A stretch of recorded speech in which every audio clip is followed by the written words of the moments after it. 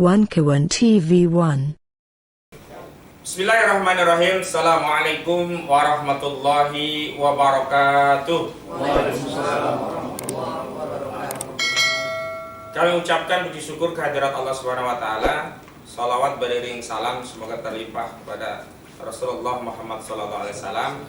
Dan hari ini kami dari tim kuasa hukum dari 4 orang yang hari ini statusnya terlapor di beberapa institusi kepolisian. Yang pertama Bapak Roy Suryo, yang kedua Bapak Rismon Sianipar Hasiholan atau Rismon Hasiholan Sianipar, yang ketiga Bapak Rizal Fadila, dan yang terakhir Dr. Tifa atau Tifauzia Tiasuma. Dan keempat orang yang berstatus terlapor ini sudah memberikan kuasa kepada kami sebagaimana sudah kami deklarasikan pada tanggal 30 April 2025 yang lalu.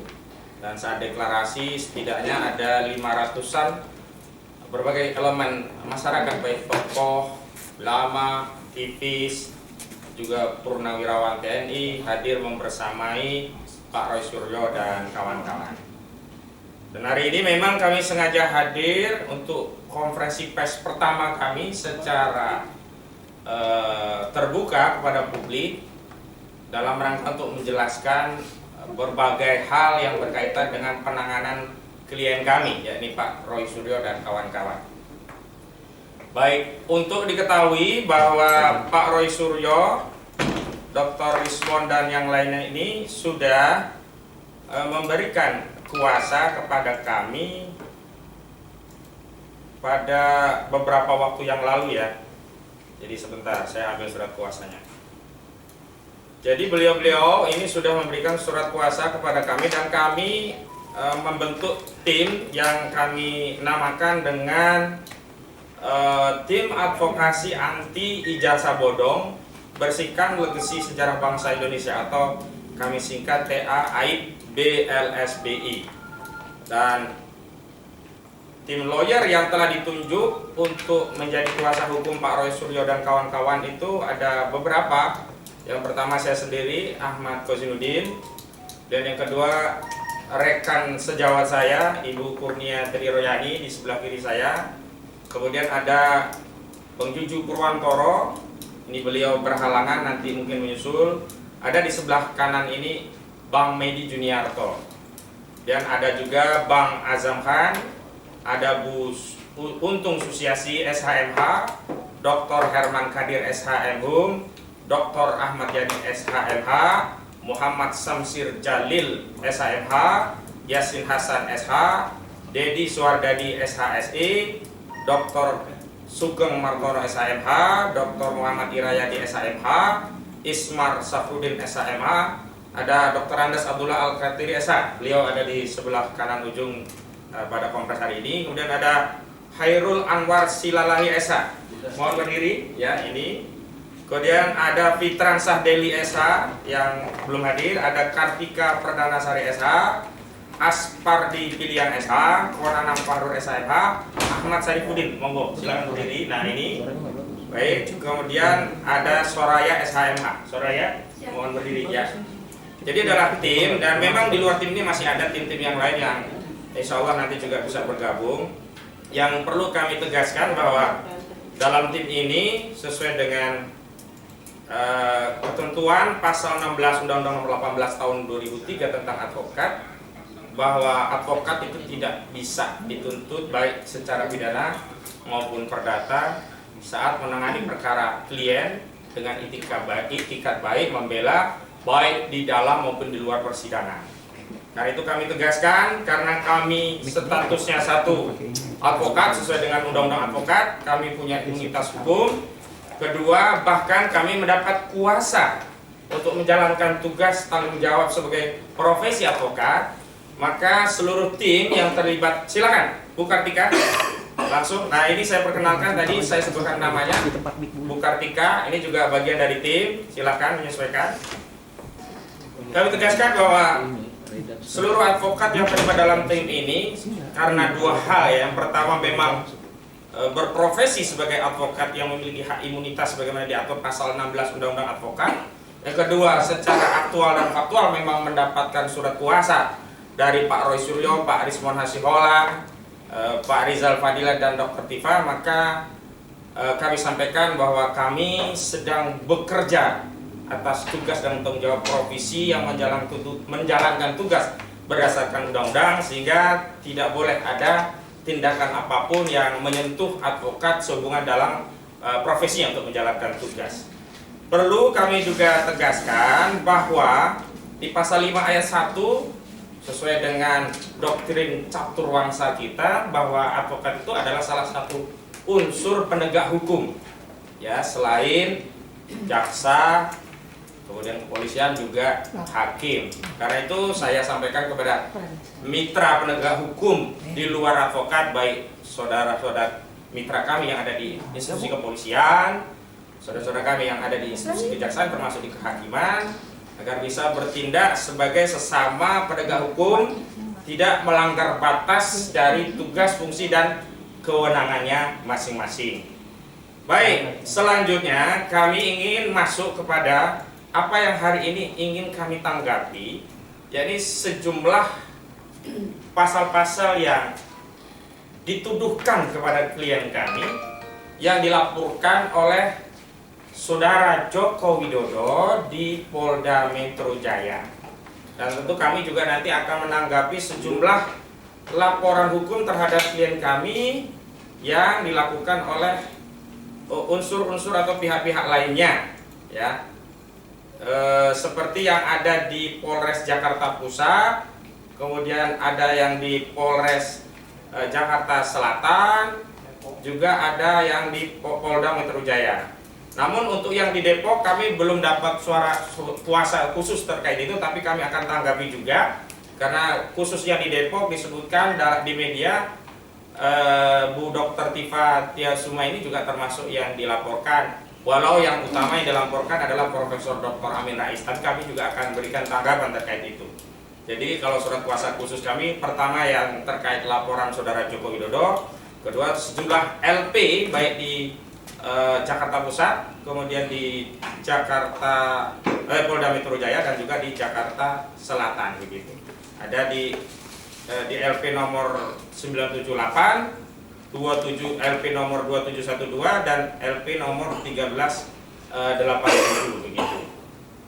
Baik, saya akan memulai apa yang menjadi materi muatan konferensi pers kami pada kesempatan hari ini.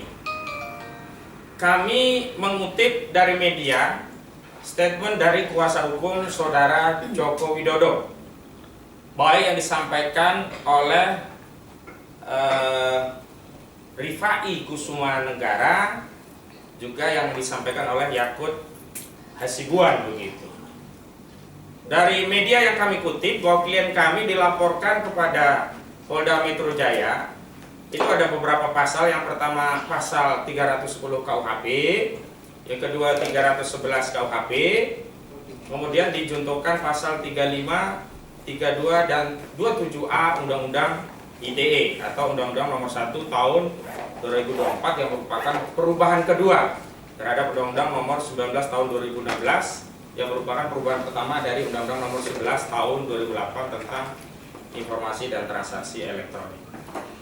Namun sebelum itu kami akan mengomentari yang pertama apa yang dilaporkan oleh sejumlah elemen, khususnya yang menamakan dirinya sebagai Pemuda Patriot Nusantara, yang membuat LP di Polres Jakarta Selatan, yang mendalilkan klien kami dituduh melakukan penghasutan sebagaimana dimaksud di pasal 160 KUHP.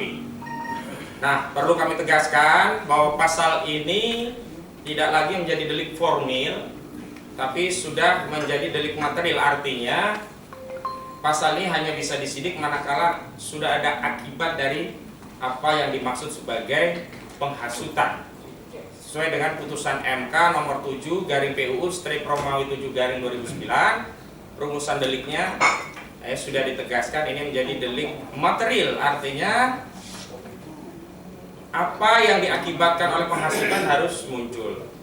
Karena itu kami ingin sampaikan bantahan sebagai berikut.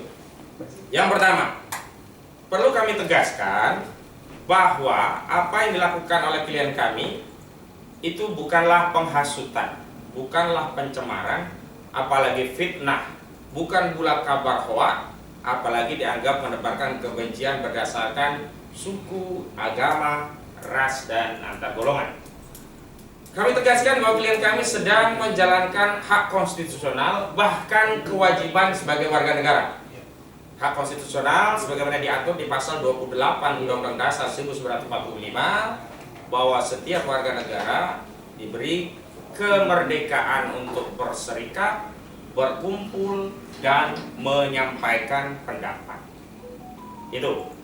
Sehingga tidak boleh di negara hukum di negeri kita ini yang menjadikan konstitusi sebagai asas bernegara kemudian mau mengubah hak konstitusi itu menjadi kejahatan. Artinya apa?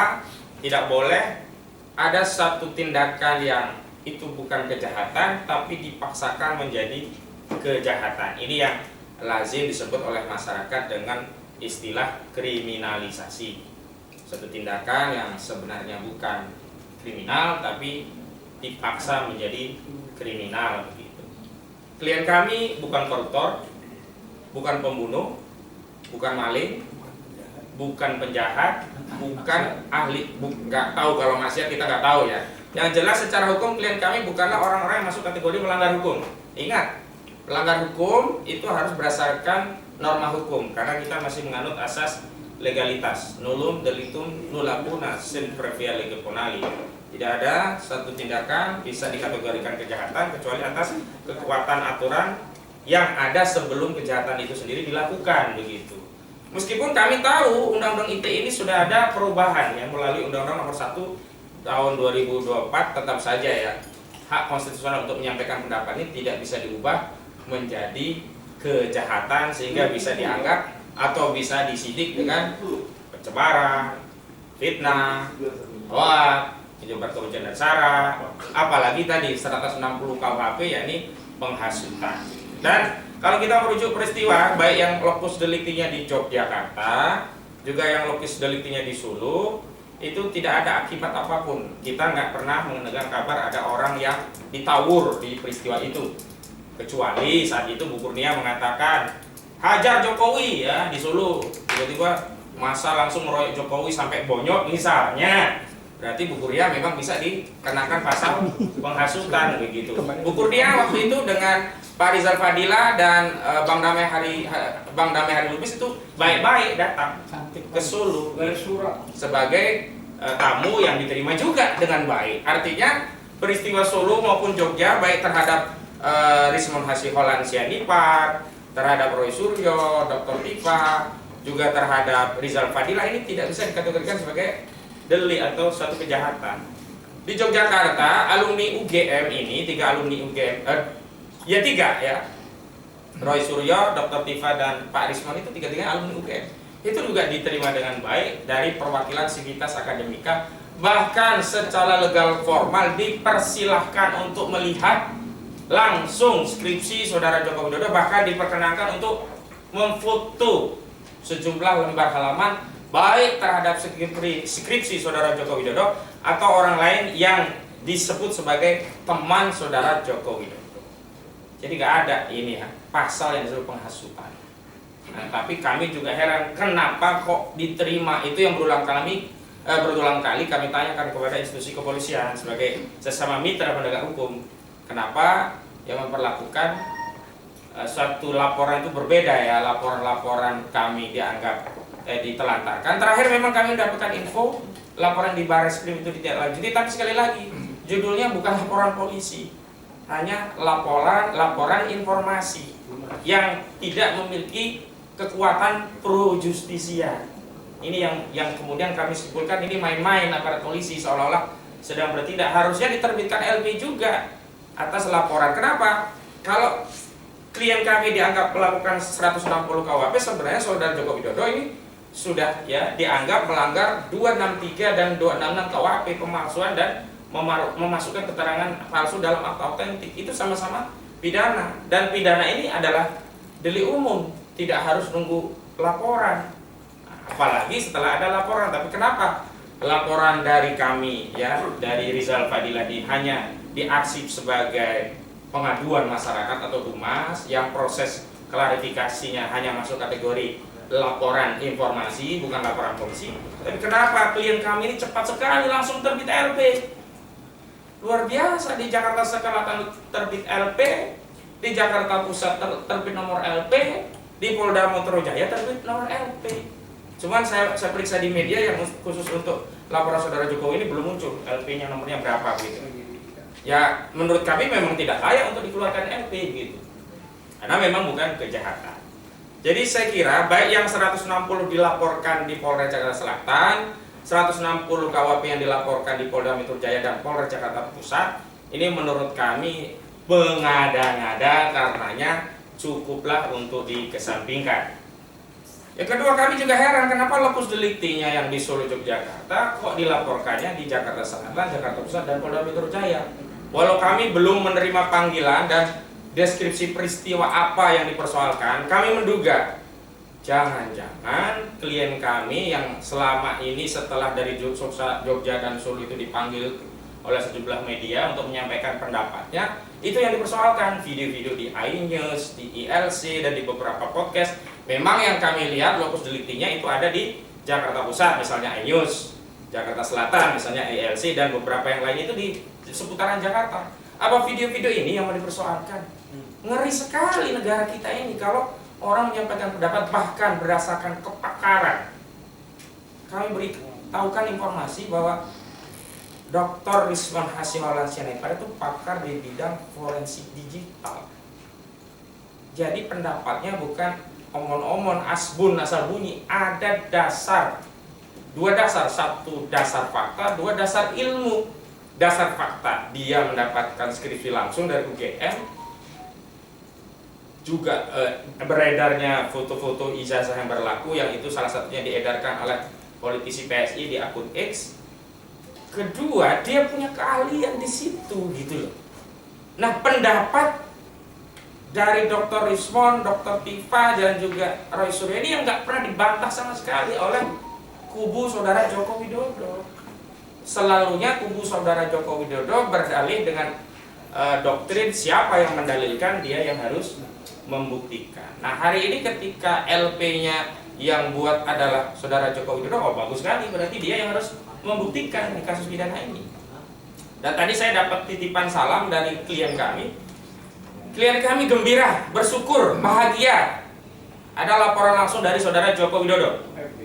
Karena itu akan menjadi cara paling elegan untuk mengakhiri polemik ijazah palsu Jokowi, yakni melalui proses audit forensik yang disaksikan hakim di pengadilan. Tapi memang Dr. Rizwan Hasiholan Sianipar pesan, karena kepercayaan publik terhadap institusi kepolisian itu sudah lemah, nanti forensiknya, ahli forensiknya kita pakai luar negeri, dan kami punya referensi ya.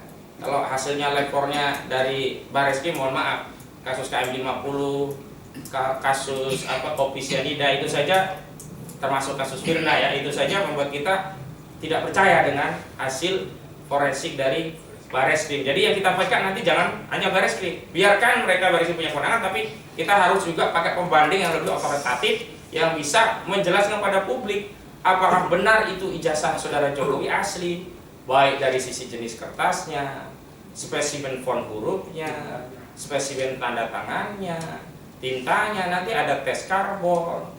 Tidak hanya itu, ijazah itu kan produk akhir, tapi kan ada proses. Nah, kemarin kami mendapat kabar bahwa ijazah itu sudah ditunjukkan kepada penyidik SD, SMP, SMA sampai S1. Ya. Tapi sekali lagi, kebutuhan keyakinan masyarakat itu bukan dikasih tahu pada penyidik. Sebenarnya kalau sejak awal Pak Jokowi itu menunjukkan ijazah itu kepada masyarakat, selesai perkara ini. Tidak perlu bulat-bulat muter-muter gitu loh. Pakai banyak pihak yang lapor, setelah pihak yang lapor nggak dianggap nggak membuat gentar ini ya, tokoh-tokoh kita ini ya. Lalu buat laporan sendiri ke Polda Metro Jaya, kan nggak menyelesaikan. Tapi karena hari ini sudah masuk proses hukum, jadi tidak cukup publik menganggap ijazah itu asli karena sudah ditunjukkan kepada polisi, sebagaimana sebelumnya publik tidak percaya kalau ijazah itu asli hanya dengan dalih ya, kuasa hukumnya sudah melihat sendiri, hanya dengan dalih diperlihatkan kepada 11 awak media. Nggak bisa begitu. Kalau hari ini sudah harus taruh di pengadilan, harus dibuktikan di pengadilan, dan karena ini tidak hanya ijazah itu adalah ijazah itu produk ainnya, ada proses di bawahnya, maka kami akan ulangi pertanyaan-pertanyaan yang dulu pernah kami sampaikan pada pendampingan Saudara Bambang Trimulyono dan Gus Dur di Pengadilan Negeri Pengadilan Negeri Surakarta. Jadi kita persoalkan nanti, benar nggak dia masuk SD? Benar nggak punya guru SD? Benar nggak punya teman SD? SMP juga begitu, benar nggak? Termasuk SMA. Yang dulu dipersoalkan sebenarnya SMA itu belum SMA 4 Surakarta, tapi masih SMPP atau Sekolah Menengah Persiapan Pembangunan. Bagus menurut kami juga dari tim hukum, bagus. Nanti kita akan buktikan semua di persidangan, dan ini akan menjadi sejarah bagi bangsa Indonesia. Makanya kami ingin membersihkan legasi sejarah bangsa Indonesia dari sejarah pernah punya presiden dengan ijazah palsu, begitu ya. Baik, sekarang saya masuk ke 310 KUHP. Jadi 160 kita kesampingkan karena tidak relevan dengan kasus ini. 310 KUHP itu kan terkait pencemaran. Oke lah, kalaupun dia anggap ini pencemaran, karena dicemarkan atau tidak itu kan sangat subjektif ya. Ada orang hitam kulitnya, dibilang lu hitam, dia tercemar, ya memang bisa jadi perkara. Makanya kita tidak boleh sembarangan menilai fisik orang ya, karena pasal pencemaran itu sifatnya subjektif. Ya silakan saja kalau pasal pencemaran, karena bagi kami pasal ini pasal remeh-temeh, karena ancaman pidananya hanya 9 bulan. Dan itu tidak bisa digunakan untuk melakukan penahanan. Kita siap bertaruh, tapi fair. Jangan klien kami dipersoalkan tapi ditahan. Karena klien kami yang punya keahlian di bidang forensik digital, tidak boleh ditahan. Fair, ayo kita adu. Kalau Pak Jokowi merasa dicemarkan, nggak apa-apa, silakan lapor. Karena itu hak. Baik fitnah atau tidak, namanya dicemarkan, dia punya hak. Baik sebenarnya ijazahnya bodong pun dia merasa tercemar, nggak ada masalah.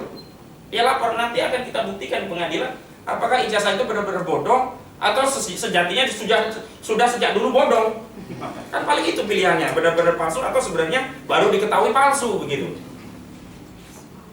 Benar tidak? Nah, jadi ini nggak ada masalah buat kami. Oh, nggak bisa ditahan, walaupun kami tegaskan ini bukan pencemaran. Lah, ini pendapat ada dasarnya. Di mana pencemaran kan? Ini pendapat ada dasar hukumnya, ada dasar keahliannya. Kok dianggap pencemaran?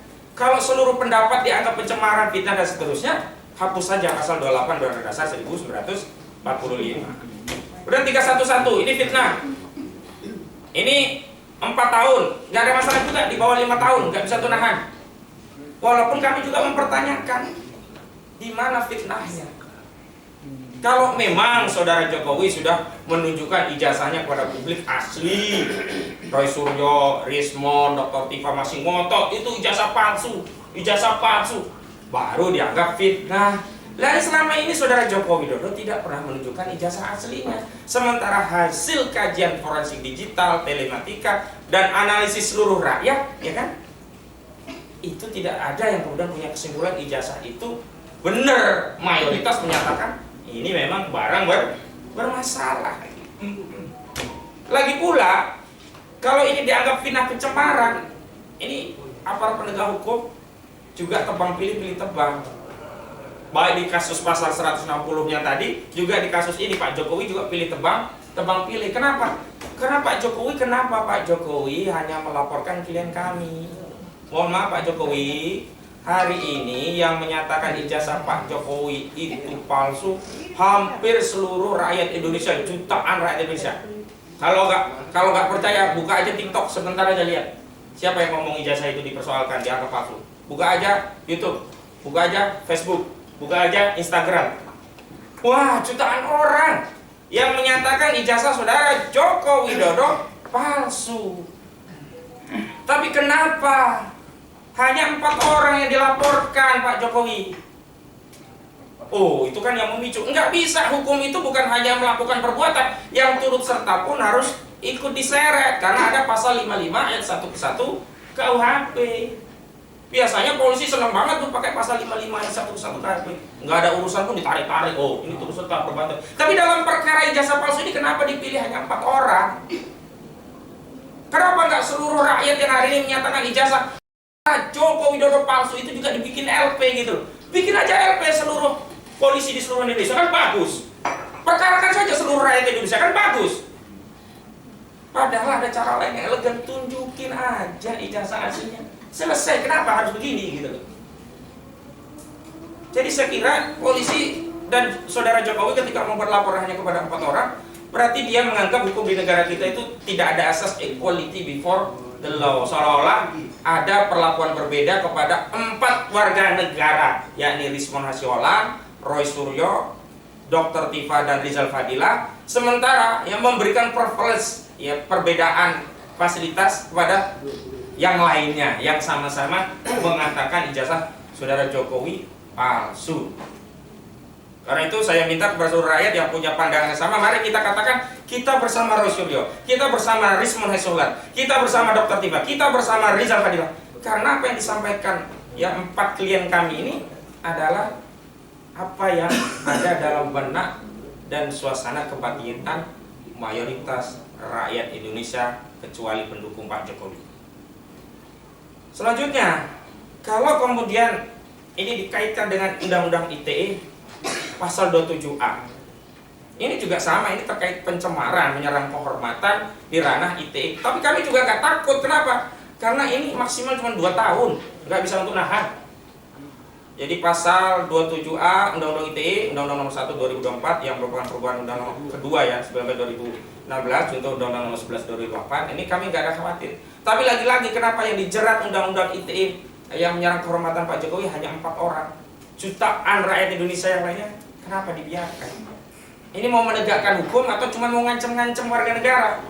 Mau menegakkan hukum mau atau mau mempolitisasi, mengancam dengan sarana hukum, seolah-olah ya dengan laporan kepada 4 ini, orang 4 ini bisa diam, bungkam, dan kemudian seluruh rakyat ikut diam dan bungkam. Mohon maaf saya tegaskan, Rizwan Hasyolan Sianipar menegaskan dengan tegas, tidak takut penjara, bahkan kalaupun harus mati karena membela kebenaran, membela ilmu. Dan mohon maaf saya kutip apa yang disampaikan oleh klien kami Pak Rizwan ya Hasyolan Sianipar, saudara Jokowi bisa menipu pendukungnya, tapi tidak bisa menipu teknologi. Karena itu kami mau nanti proses pembuktian yang menjadi basic itu adalah pembuktian secara teknologi. Jangan testimoni. Kalau testimoni keterangan saksi udah banyak tuh yang bohong-bohong. Seperti di kasus PN Surakarta, saksi-saksi yang dihadirkan untuk menjerat Gus Dur dan Bambang Tri ketahuan banyak bohong. Bahkan ada kepala SD Tirtoyoso, itu dia sudah non-muslim tapi masih mengaku muslim, bohong. Kemudian ada juga yang menyatakan Jokowi itu pinter ya, ranking 1 terus. Ternyata enggak ranking 1 terus, bahkan mungkin bisa jadi enggak ranking 1. Ini kan bohong-bohong. Makanya basis daripada pembuktian kasus ijazah palsu ini adalah teknologi, bukan testimoni. Nah, yang kami khawatirkan adalah ini, penyidik ngikuti kemauan saudara Jokowi selaku pelapor. Kenapa?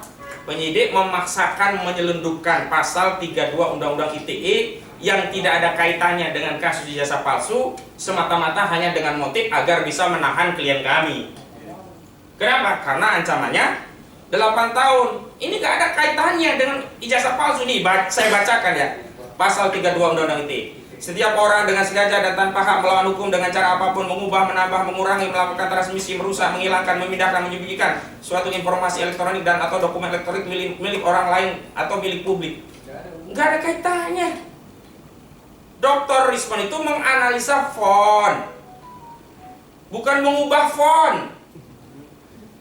Dr. Rizwan itu menganalisa spesimen tanda tangan, bukan mengubah tanda tanganannya. Dr. Rizwan itu menganalisa pejabatnya, namanya dari Ahmad Sumitro menjadi Ahmad Soemitro, nggak pernah dikotak-kotik gitu. Loh, kenapa muncul pasal 32? Dari mana ini pasal 32 muncul? Ini yang namanya penyelundupan hukum dengan motif agar bisa menahan klien kami. Kami tidak terima. Dan seluruh rakyat jangan mau dibodoh-bodohi. Karena pasal 32 Undang-Undang ITE yang disampaikan kuasa hukum saudara Jokowi saat membuat LP itu tidak ada kaitannya dengan kasus ijazah palsu. Kalau gitu, biar bisa ditahan, pakai aja Pak Polisi, pakai saja pasal 2, pasal 3 Undang-Undang Tindak Pidana Korupsi. Kenapa? Anggap saja ini sudah merugikan negara nih, empat klien kami. Udah sekalian aja, biar bisa ditahan. Kalau mau caranya begitu. Tapi kan kita tidak begitu. Kita ini mau bernegara dengan benar, berhukum dengan benar, menegakkan hukum dengan mengikuti proses dan prosedur hukum yang benar, mengikuti doktrin-doktrin hukum dan juga jurisprudensi yang sudah ada. Jangan bikin aturan sendiri. Oke, kalau dalam putusan MK nomor 90 itu membuat norma yang aneh yang membuat saudara Gibran Raka Buming Raka bisa nyalon wakil presiden dan terpilih, udah oke lah, itu silakan, udah terjadi. Tapi dalam kasus ini kami tidak terima. Jangan sampai ada penyelundupan hukum dengan motif untuk menahan tersangkanya, pasal 32. Kemudian yang kedua, pasal yang diselundupkan lagi, pasal 35. Pasal 35 pun sama ini, 12 tahun ancamannya. Karena di dalam KUHP, Kitab Undang-Undang Hukum Acara Pidana, syarat untuk menahan itu ada dua syarat, syarat objektif dan syarat subjektif. Nah, syarat objektif salah satunya adalah kasusnya itu minimum ancamannya 5 tahun penjara. Nah, ini sudah 12 tahun, berarti bisa ditahan gitu loh. Coba pasal 35 ini, dalam pasal 35 ini bahwa setiap orang yang melakukan penciptaan informasi elektronik dan atau dokumen elektronik agar dianggap seolah-olah data itu dianggap otentik, diancam pidana menjadi 12 tahun. Anggap saja ini memanipulasi data informasi elektronik. Gak ada yang memanipulasi, mengubah bentuk, mentransmisikan dan sebagainya. Gak ada.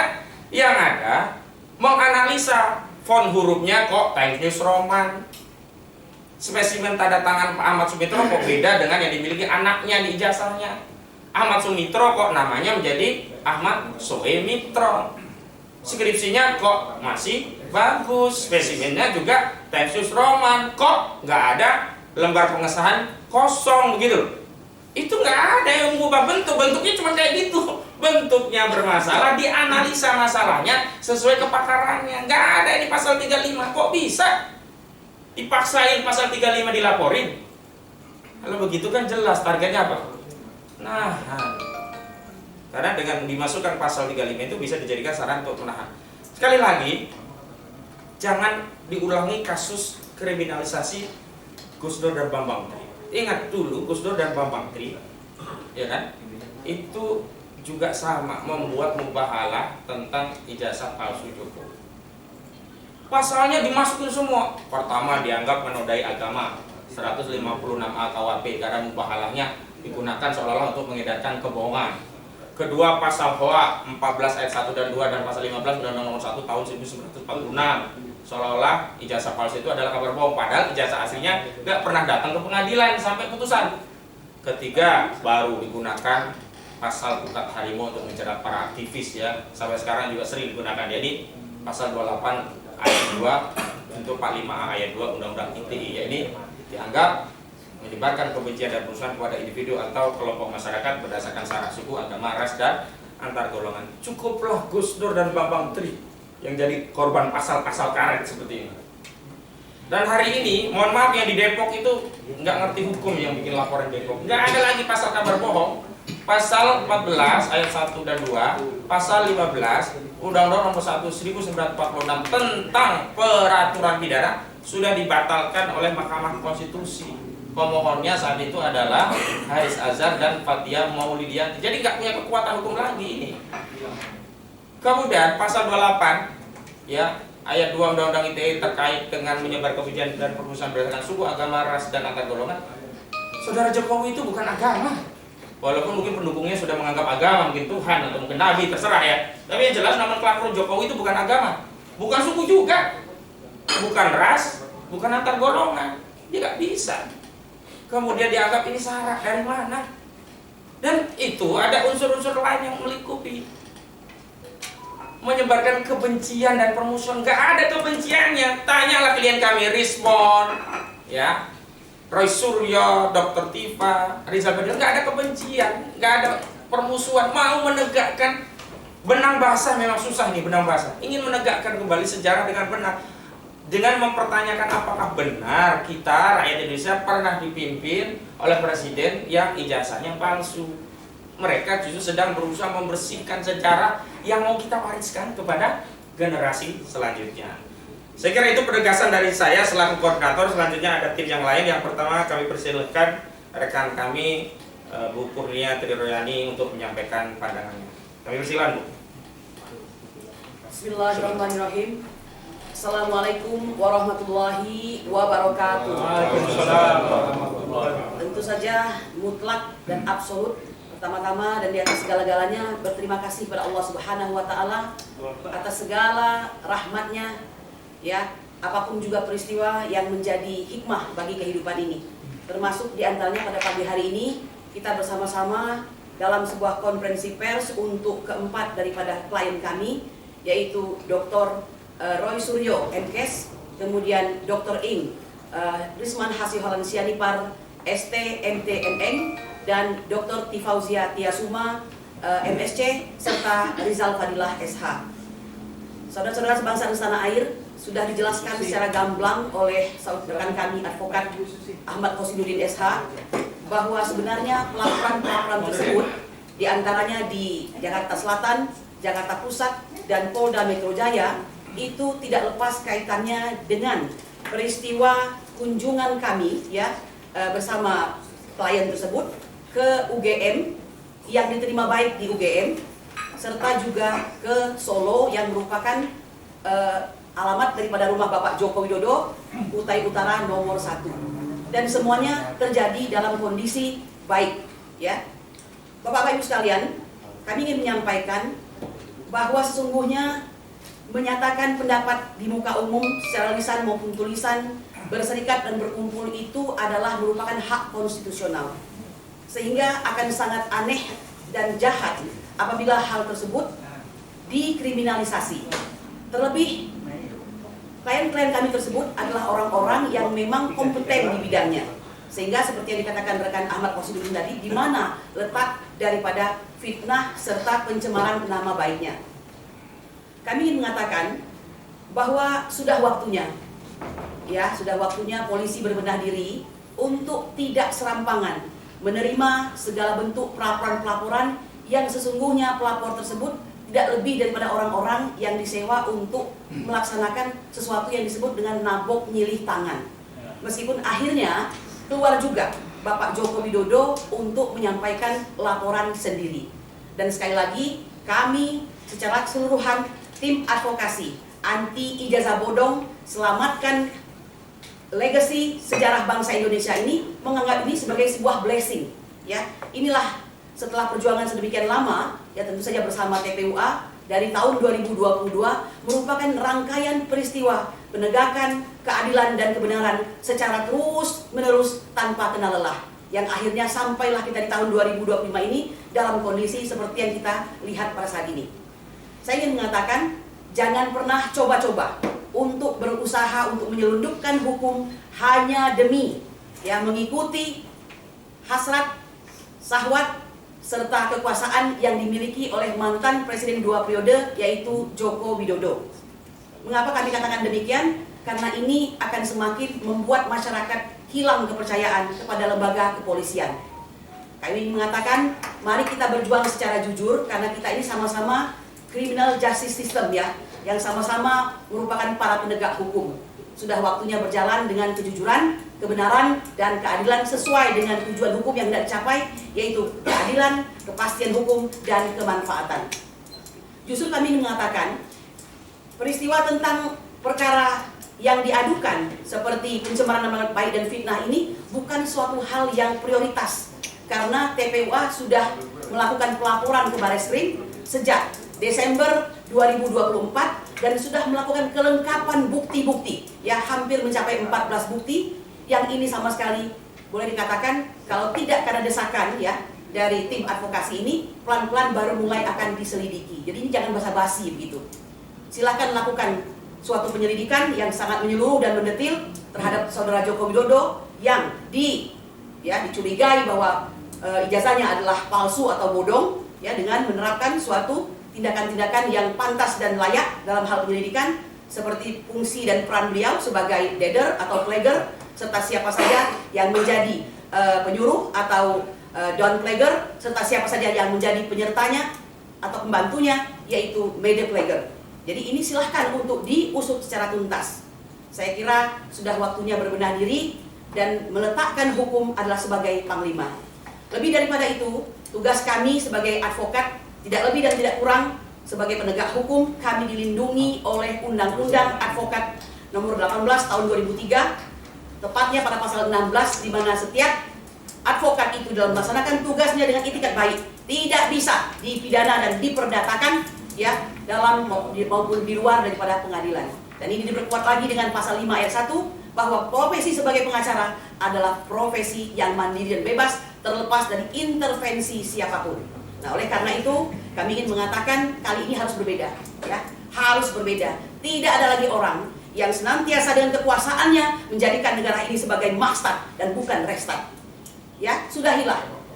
Maaf ya kepada saudara Joko Widodo, pada saat menjadi presiden Anda menyusahkan rakyat, dan setelah Anda menjadi rakyat Anda menyusahkan presiden dan rakyat. Saya kira demikian yang bisa saya sampaikan.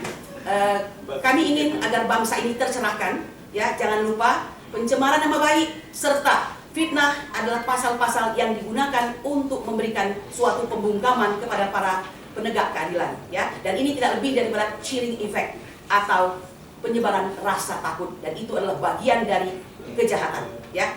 Kalau di pers itu mungkin masuk dalam kategori sebagaimana tindak pidana yang diatur pasal 18 ayat 1 Undang-Undang Pers nomor 70 tahun 1999. Jadi demikian yang saya sampaikan. Marilah kita bangsa ini kapok untuk senantiasa merusak hukum. Dari tim advokasi anti ijazah bodong, selamatkan legasi sejarah bangsa Indonesia, kami ingin memulai Indonesia yang bersih. Subhana rabbika rabbil izzati amma yasifun wa salamun alal mursalin walhamdulillahi rabbil alamin.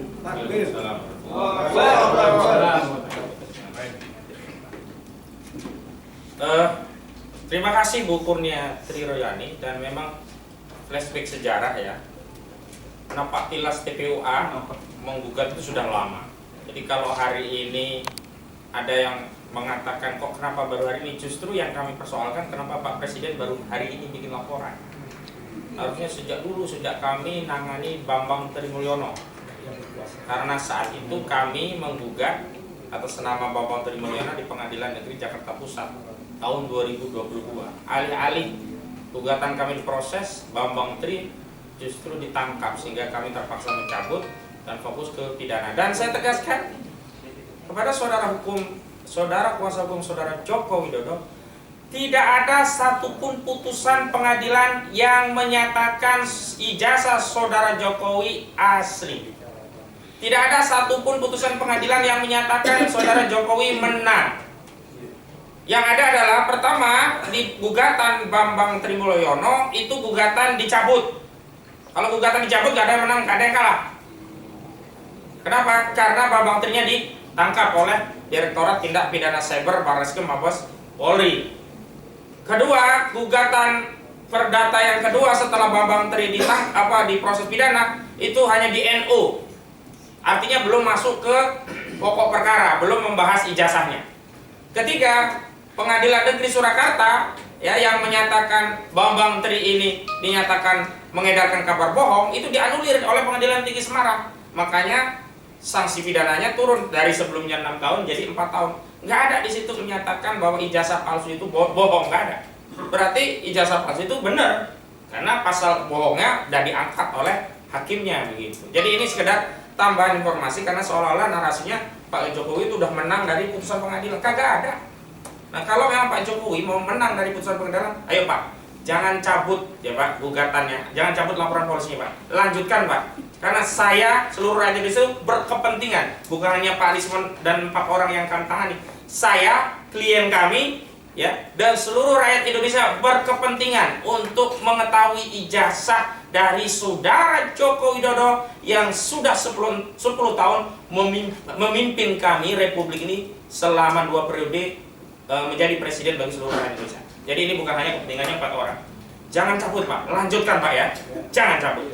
Nah selanjutnya kepada Bapak Abdullah Al-Qadiri, silakan Pak. Bismillahirrahmanirrahim. Nanti kalau pas sudah gantian nanti Bang Azam. Ya. Ya. Bismillahirrahmanirrahim. Assalamualaikum warahmatullahi wabarakatuh. Waalaikumsalam warahmatullahi wabarakatuh. Alhamdulillahirabbil alamin. Syukur kami Allah Subhanahu wa taala. Pagi hari ini kita berkumpul di sini dengan satu kondisi dan situasi yang sangat penting. Karena ini sehubungan dengan laporan mantan Presiden Republik Indonesia Bapak Jokowi terhadap 4 orang klien kami. Kami sebagai kuasa hukum yang sudah disebutkan tadi dari beberapa orang, 4 orang, ya kan, Saudara Rismon, Dr. Tifa, Dr. Ray Suryo, dan Rizal Fadila. Saya akan menambahkan sedikit, tidak banyak, ya kan, dari pasal ini pasal itu. Satu hal lagi, pasal yang dikenakan itu pasal penghasutan. Penghasutan itu 160, yang mana pasal ini pernah digugat untuk dihapus. Karena pasal ini adalah pasal yang sering digunakan pada waktu itu untuk mengkebiri, bahkan mengamputasi masyarakat atau orang-orang yang berbicara tentang pemerintah dan sebagainya. Awalnya gagasan itu adalah untuk menghapus undang-undang. Tapi Mahkamah Konstitusi dengan putusannya MK nomor 7 tahun 2009 kemarin memutuskan, tapi bukan menghapuskan, tapi dirubah dari delik formil ke delik material. Dari delik formil ke delik material, yang dimanakan putusannya disebut putusan dengan conditionally constitution, yaitu dengan kondisi tertentu. Tidak dihapus, tapi dirubah dari formil dan material. Berbicara tentang 160 KUH pidana, itu harus ada 3 pihak, tidak bisa 2 pihak. Pertama, adanya penghasut. Kedua, adanya terhasut. Yang ketiga, harus ada dampak dari hasutan tersebut. Apakah dengan dampak hasutan tersebut, apakah dengan hasutan itu ada keributan? Apakah dengan hasutan itu ada kericuhan? Apakah dengan hasutan itu ada tindak pidana lain? Faktanya tidak ada. Teman-teman kemarin ke UGM dan ke Solo itu mewakili rakyat Indonesia. Karena tidak semua ayat PJ 212 cukup diwakili oleh kawan-kawan itu dengan etiket baik, ya kan, hanya untuk mengklarifikasi. Tidak ada satu penekanan. Mereka bahkan bersurat sebelumnya dan UGM menerima. Jadi tidak ada sesuatu yang sifatnya pidana di situ atau penekanan, apalagi penghasutan. Dan teman-teman di situ dari dalam membuat podcast dan sebagainya itu menceritakan perjalanan, menceritakan tujuan mereka dan sebagainya. Tidak ada kata-kata yang menghasut di situ.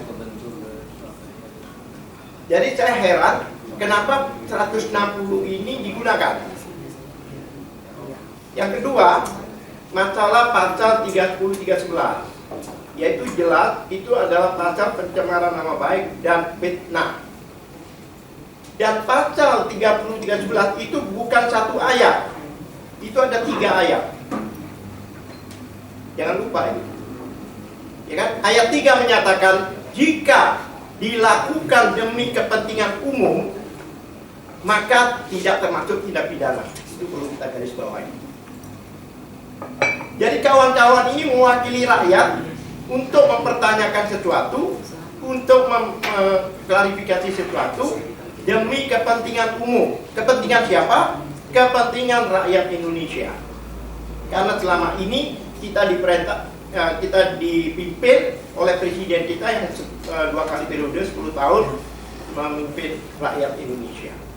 Jadi rakyat mempertanyakan itu adalah wajar. Gitu. Yang berikutnya pasal 27A. 27A itu adalah pasal pencemaran juga dan fitnah. Tetapi unsur-unsurnya itu harus dibuktikan dengan pasal 30-11. Jadi tidak dibuktikan di sini. Ya, dengan 30-11. Jika unsur 30-11 itu tidak dapat, tidak bisa, maka tidak bisa dikenakan pasal 27A. Itu persis seperti peristiwa Alfian Tanjung pada 2017 kemarin. Profesor Yusril juga mengatakan pembuktian daripada pasal 27 itu di Undang-Undang IT itu harus dibuktikan dengan unsur-unsur di pasal 30-13 KUH pidana. Tidak begitu otomatis seperti itu. Kemudian pasal 32-35 yang dikenakan itu. Pasal 32-35 itu jelas, saya sepakat dengan Ahmad Abdudin yang mengatakan itu pasal digunakan hanya untuk supaya dapat menahan. Karena dua pasal itu lebih dari 5 tahun. Pasal-pasal yang lain sebelumnya itu adalah di bawah 5 tahun. Kemudian lagi ada beberapa poin lagi yang kami tidak akan sampaikan di sini karena itu akan kita gunakan sebagai bahan dalam pembelaan nanti di persidangan. Kami tidak ingin bahwa poin-poin tersebut kami sampaikan sekarang sehingga akan diantisipasi oleh penyidik dan sebagainya. Jadi ada beberapa poin yang tidak dapat kami sampaikan di sini. Begitulah saya tambahkan, saya tidak perlu ngomong banyak karena ada beberapa pembicara di sini. Saya hanya bicara unsur-unsur dari tindak pidana yang dituduhkan. Terima kasih. Baik, terima kasih Bang Abdullah Al-Qadiri. Jadi tim kita ini Bapak-bapak, Ibu-ibu sekalian, saudara-saudara sebangsa setanah air lengkap. Ada alumni kasus tindak pidana terorisme. Bang Abdullah Al-Qadiri ini dan saya tentunya bersama Bang Ismar Syafruddin belum hadir di sini. Pak Azamkan, Kurnia. Dulu kita alumni pembela Ustadz Farid Ubah dan yang lainnya. Jadi kenyang lah ya. Kenyang kita menangani perkara. Insya Allah kasus terorisme saja kita bela, apalagi kasus ecek-ecek ijazah palsu. Benar kan? Capek. Ya, selanjutnya Bang Azamkan dulu. Saya sedikit mengurai sedikit aja bahwa keberangkatan TPUA ke Jogja ke UGM itu berdasarkan surat resmi yang kebetulan saya menandatangani sebagai sekjen. Perkenalkan sekjen ya, Bang ya. Dan Profesor Egi Sujang. Dan surat itu sudah dijawab oleh UGM dan akhirnya kita bersurat jawab menjawab klaim. Jadi itu formal. Begitupun juga di rumah Solo Joko Widodo Presiden ke-7 udah diterima juga. Jadi kalau tadi diurai oleh pihak koordinator Ahmad Hussainuddin dia mengatakan pasal 160 udah lewat, nggak ada. Jadi nggak perlu kita bahas lagi 160. Ini yang paling penting dan tidak disinggung sama sekali tadi dalam pembicaraan ini. Ini poin yang paling penting bahwa Kepres nomor 30 tahun 2025 SBY dan Jokowi diangkat menjadi Dewan Pengawas Dana Negara. Itu klaim. Maknanya apa? Maknanya dia sebagai pejabat negara. Pejabat publik, pemerintah tadi ya. Pemerintah. Muncullah putusan MK ya, MK 105 PU 22 tahun 2024 yang isi putusan dari MK itu jelas. Artinya pejabat, pemerintah, korporasi itu tidak bisa melaporkan. Artinya dikritik boleh gitu loh. Dikritik boleh. Nah, masa mau melawan si putusan MK itu 105 PUU 22 tahun 2004. Poin itu mengunci semua sudah. Jadi kita nggak perlu lagi panjang lebar bicara pasal 32 yang menjadi momok ITE, pasal 35 yang itu juga kacau balau, nggak perlu, sudah nggak ada. Bicara pasal 310, 311 juga gugur dengan sendirinya. Dan laporan di semua Polres itu juga sudah gugur. Karena MK juga mau putus, yang bisa memperkarakan adalah person. Orang yang menjadi korban dirugikan, bukan mencari tangan untuk melaporkan. Itu sudah clear, nggak perlu lagi dibahas. Artinya nggak ada lagi sudah. Putusan MK itu tertinggi. Gitu lah ya. Jadi itu sudah tidak lagi bisa dibahas. Apalagi ditambah. Nah ini ditambah. Pasal 18, Undang-Undang 18 2003 pasal 16, hak imunitas sebagai advokat. Bukan cuma di undang-undang itu yang menyebutkan, bahkan putusan MK mengatakan tidak bisa dipidanakan dan diperdanakan baik di dalam maupun di luar. Kalau di ruangan sini mungkin di luar pasar Senen lah misalnya, pasar ikan Senen, nggak bisa. Nah, itu sudah clear. Ditambah lagi pasal 5 ayat 1, penegak hukum yang sama dengan jaksa dan sebagainya. Jadi sekali lagi, poin kuncinya kita nggak perlu berdebat soal pasal 105 PU 22 tahun 2024 bahwa tidak bisa dibantah atas Kepres nomor 30 tahun 2025 yang dibuat oleh Presiden Prabowo bahwa Dewan Pengawas dan Antara adalah 2 orang, SBY dengan Joko Widodo. Maka dia sebagai pejabat pemerintah boleh dikritik. Nah, itu putusan MK. Jadi kita nggak perlu lagi berkembang sudah. Sehingga laporan itu polisi harus tahu, ya gugur. Assalamualaikum. Waalaikumsalam. Betul sekali, sudah terkunci. Meskipun begitu tetap kita antisipasi. Jadi semua pintu kita kunci, begitu ya. Nah, langsung ke depan, Bu Susi nanti lanjut setelah Pak Sugeng. Assalamualaikum warahmatullahi wabarakatuh. Ya, bahwa kita mengetahui hal ini adalah hasil daripada teknologi, di mana keempat klien kami itu berdasarkan ilmu, berdasarkan knowledge. Jadi bukan sekedar omong-omong aja, bukan sekedar kaleng-kaleng, tapi berdasarkan ilmu pengetahuan yang mereka dapat atau mereka miliki. Dr. Suryo, semuanya doktor, dan satu lagi adalah Pak Fadil itu sebagai seorang advokat. Jadi dalam hal ini jangan sampai terjadi peradilan sesat seperti tadi dikatakan oleh Bapak Husnuddin, bahwa sampai orang yang sebetulnya tidak bisa dipidana namun akhirnya dipidana.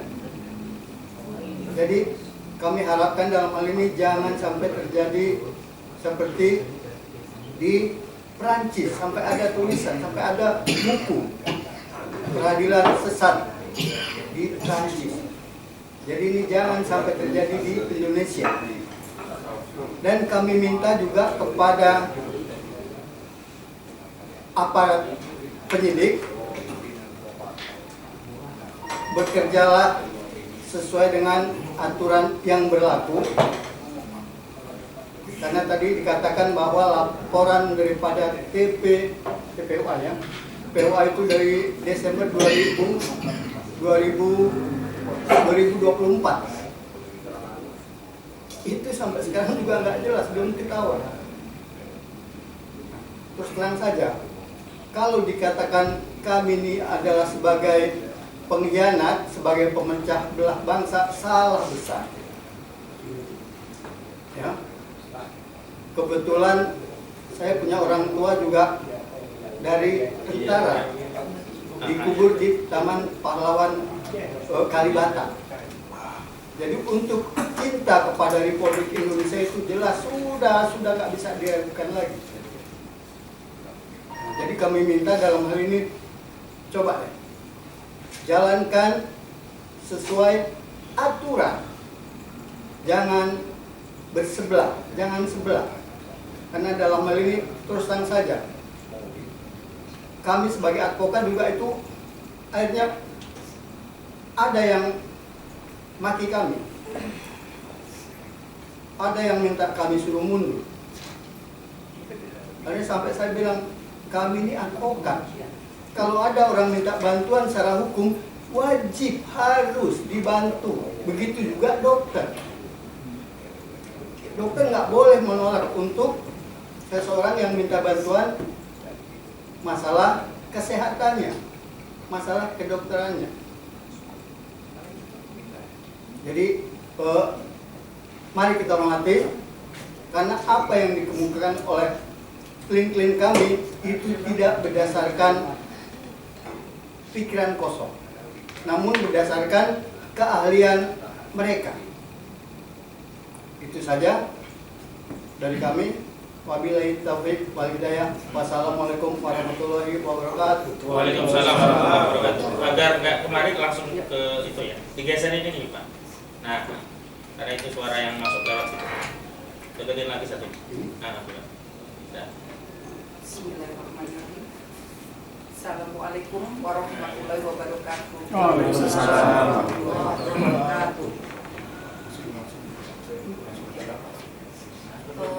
Tadi sudah cukup panjang lebar disampaikan oleh senior kami terdahulu dan sudah sangat jelas. Saya sepakat sekali dengan Bapak Al-Katiri bahwa kita tidak boleh semua diungkapkan di sini. Artinya itu sebagai senjata kita dalam nanti melakukan pembelaan. Hanya saya akan menyampaikan sedikit atau saya akan menyampaikan apa yang sudah saya alami, artinya bukan menjawab buzzer ya, tetapi kami dari di organisasi sendiri memang jadi kontroversi. Artinya apa? Bahwa kami memang betul apa tadi yang disampaikan oleh Pak Sugeng, bahwa kami ini disebut atau rekan-rekan kami pahlawan-pahlawan untuk memperjuangkan keadilan disebut sebagai pengkhianat, sebagai pemfitnah. Nah, disitulah orang-orang yang di luar sana, entah buzzer, entah dari para pembela atau dari penggembira, artinya apa? Mereka padahal orang-orang yang mempunyai ilmu tinggi dan mempunyai pengertian atau melakukan profesi sebagai penegak hukum, akan tetapi cara pandangnya sangat picik. Apa yang kenapa saya menyebut picik? Jadi kok hanya membicarakan, masa hanya soal ijazah aja diributin? Wah, alangkah piciknya ya. Jadi bukan masalah ijazahnya aja yang kami ributkan, tetapi perolehannya. Dan perolehan ijazah itu yang diindikasi ada kepalsuan itu menimbulkan dampak yang sangat luas. Karena apa?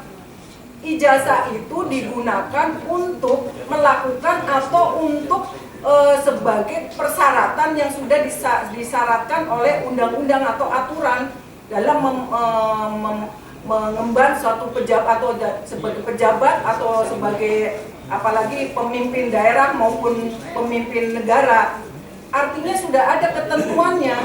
Nah, dengan perolehan yang dinyatakan itu abal-abal atau diindikasi palsu, itu kan berarti sangat merugikan. Sudah berapa ribu kebijakan yang mereka perbuat, sudah berapa ribu keputusan yang mereka edarkan, sudah berapa ribu aturan yang mereka lontorkan di masyarakat, yang kesemuanya adalah merugikan masyarakat. Jadi jangan hanya dilihat dari ijazahnya yang palsu, jangan hanya dilihat hanya ijazah aja dipermasalahkan. Jadi tolonglah pola pikirnya yang di luar sana, entah siapapun mereka, tolonglah pakai akal sehat, tolong dibuka mata hati kalian untuk mensikapi. Jangan hanya ngomong, hanya ijazahnya aja, hanya ijazah, tapi dampaknya dari pemalsuan itu yang dilakukan oleh seorang kepala negara, kepala pemerintahan atau pejabat negara siapapun itulah. Jadi tolong ya, kembali lagi katanya sudah dibuktikan kepolisian. Saya rasa kita semua tahu, Anda di luar sana yang berprofesi sama ataupun sebagai penegak hukum tahu bahwa ada tugas dan kewajiban atau kewenangan baik polisian maupun peradilan. Jadi siapa yang berhak membuktikan ijazah itu asli atau palsu? Tentu saja di pengadilan. Tetapi ini kenapa dibawa ke polisian dan itu sudah dinyatakan asli? Apa kewenangannya polisi? Polisi hanya bisa menyelidikin dan itu sudah sangat jelas diatur dalam undang-undang, di dalam pasal-pasal undang-undang yang sangat jelas. Dan ini juga memang betul, tidak perlu kami jelaskan di sini. Intinya, polisi itu tidak berhak menentukan bahwa itu asli atau tidak. Yang berhak memberikan keterangan, menentukan itu di pengadilan, dibuktikan di pengadilan dengan ahli dan lain sebagainya. Jadi bukan kepolisian. Jadi kalau polisi sudah menyatakan bahwa itu asli, itu hanyalah pernyataan politis, di mana di situ polisi berperan bukan sebagai penegak hukum, akan tetapi sebagai penyambung lidah yang memohon atau yang berkepentingan. Itu saya rasa yang perlu digarisbawahi itu saja, bahwa jangan sekali lagi, jangan dilihat hanya ijazah dimasalahkan. Tolonglah berpikir dengan akal sehat. Kembali lagi tolong, pakailah akal sehat Anda untuk menyikapin soal ijazah palsu.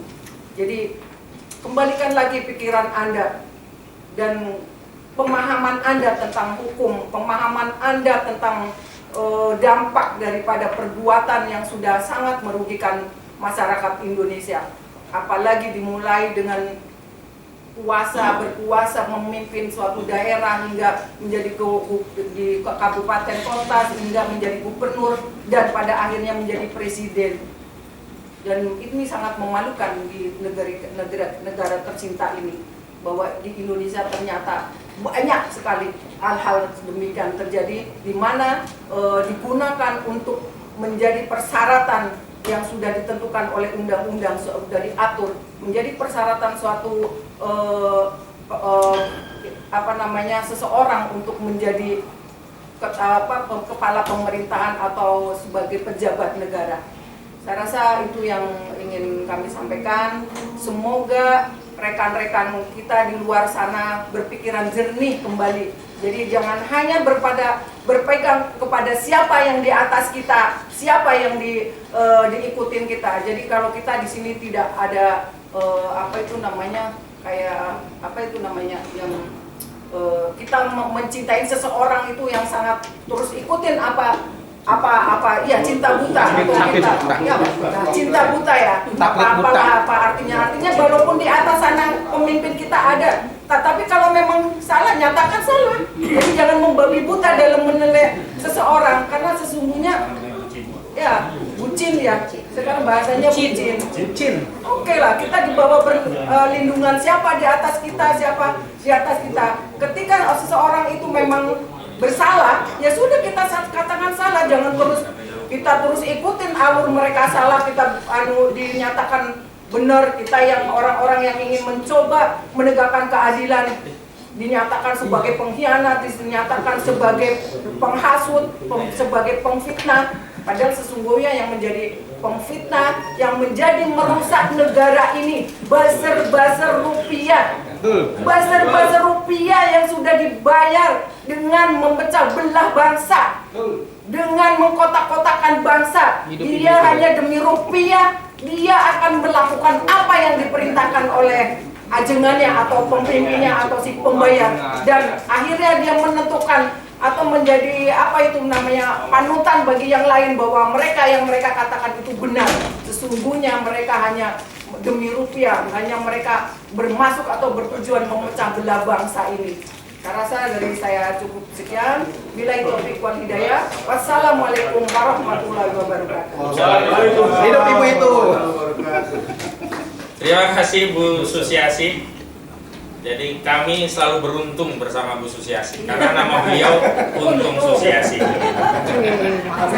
Nah, saya ingin tegaskan apa yang disampaikan Bu Susiasi. Mohon maaf ya, saya ingin tegaskan kepada seluruh rakyat Indonesia. Pertama, masalah ijazah palsu ini tidak terkait seorang Jokowi yang katakanlah dia itu tukang bakso, tukang somai, tukang cendol, tukang somai. Bukan berarti ini profesi terhina, enggak, ini profesi mulia, tapi profesi ini tidak ada kaitannya dengan ketatanegaraan bangsa Indonesia.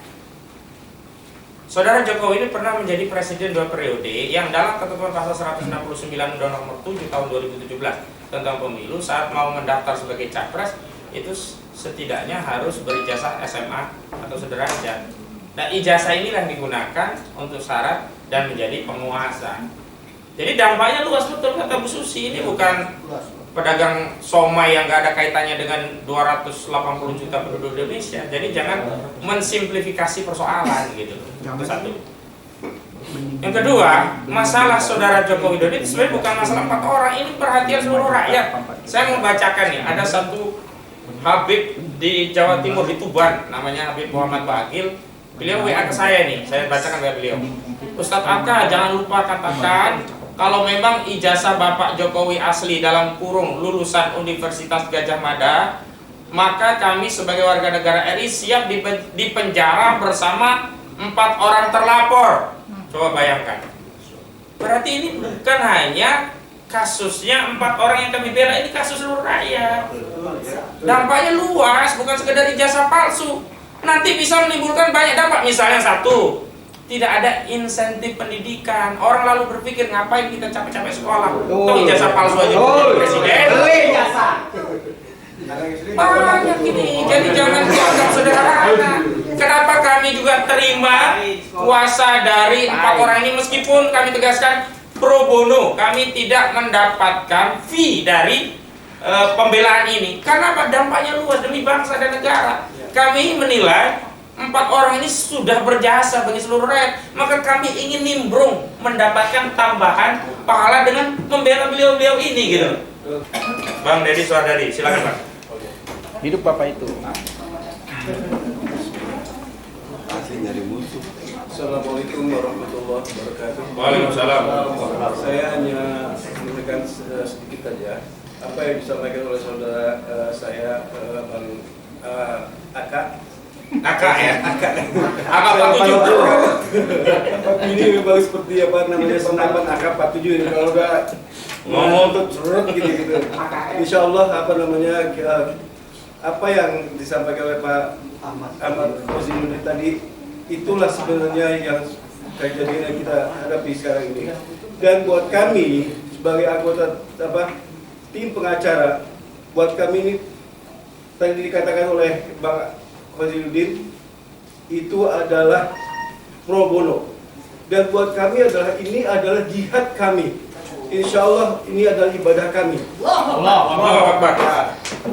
Ya, dan mudah-mudahan dengan adanya laporan dari Pak Joko Widodo tadi itu akan membuka yang namanya tabir kebohongan selama ini. Insya Allah kami akan berjuang sampai ibaratnya sampai dengan titik darah penghabisan. Allahu Akbar. Allahu Akbar. Allahu Akbar. Allahu Akbar. Cukup. Terima kasih. Assalamualaikum warahmatullahi wabarakatuh. Sebenarnya bukan titik darah penghabisan, sampai serak mungkin begitu. Karena saya sampai serak ngomong dengan kasus ini. Baik, sekarang Ibu Soraya dipegang aja Bu ya, berdiri biar kelihatan. Berdiri aja.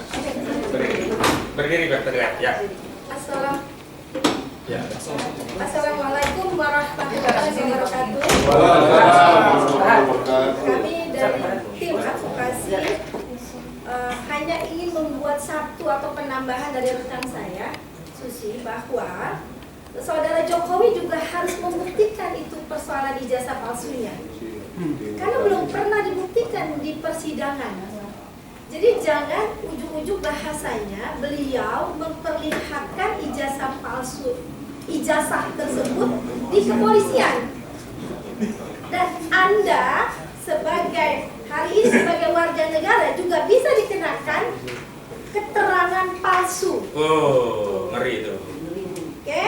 Jadi ingat saudara Jokowi Jokowi, Anda belum pernah membuktikan ijazah Anda di persidangan. Anda sudah ujuk-ujuk datang ke kepolisian, ke penyidik menyerahkan ijazah. Jadi Anda juga bisa dikenakan keterangan palsu. 7 tahun itu. Ya, 7 tahun. Dan yang kedua, untuk kepolisian juga Anda jangan sembarangan juga. Anda juga bisa dilaporkan ke Propam. Betul. Ya. Jadi, saya hanya ingin menegaskan, jangan main-main, jangan bikin persoalan kegaduhan di negeri ini. Saya pikir cukup sekian. Terima kasih. Terima kasih, mantap sekali. Baik, saya ingin tegaskan satu hal. Tadi saya diingatkan Bang Medi, tapi Bang Medi juga nanti akan menyampaikan. Saya ingat betul kata-kata Pak Jokowi. Siapa yang mendalilkan, dia yang membuktikan. Nah, itu dia. Mantap. Pak Jokowi hari ini mendalilkan bahwa klien kami melakukan pencemaran, fitnah soal ijazah palsu. Sekarang kewajiban Pak Jokowi untuk membuktikan bahwa ijazah Pak Jokowi asli itu yang kami sebut masuk tuh barang. Jadi kami bersyukur sekali. Maka saya titip pesan kepada Pak Jokowi, jangan cabut laporan polisi itu Pak ya. Lanjutkan ya.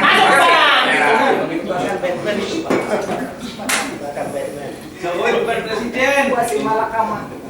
Assalamualaikum warahmatullahi wabarakatuh. Waalaikumsalam warahmatullahi wabarakatuh.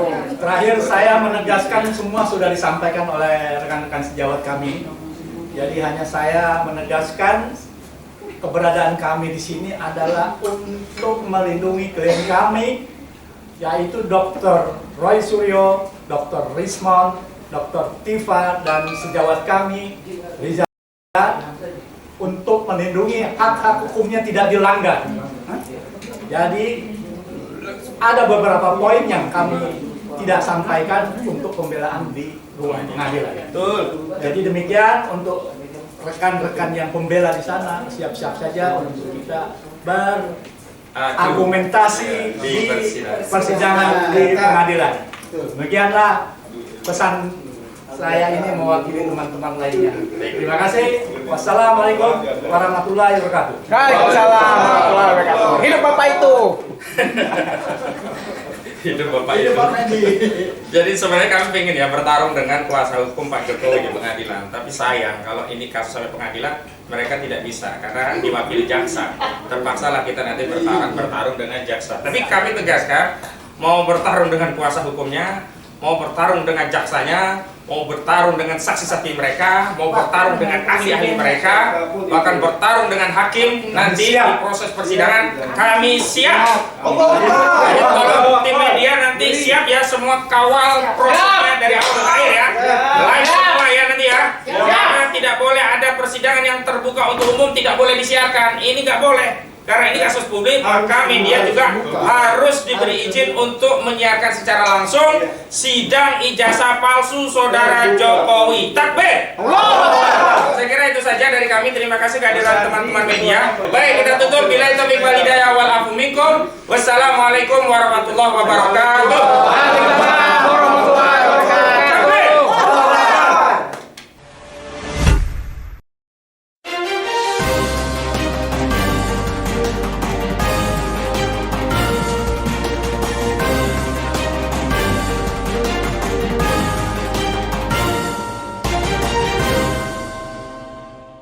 1K1 TV1